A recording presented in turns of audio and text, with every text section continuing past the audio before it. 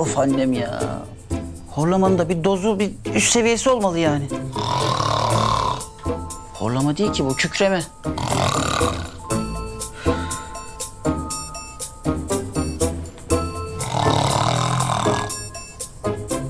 Canım anne.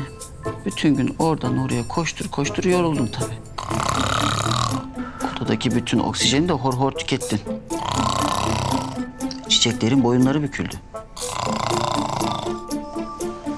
Annem. Annem.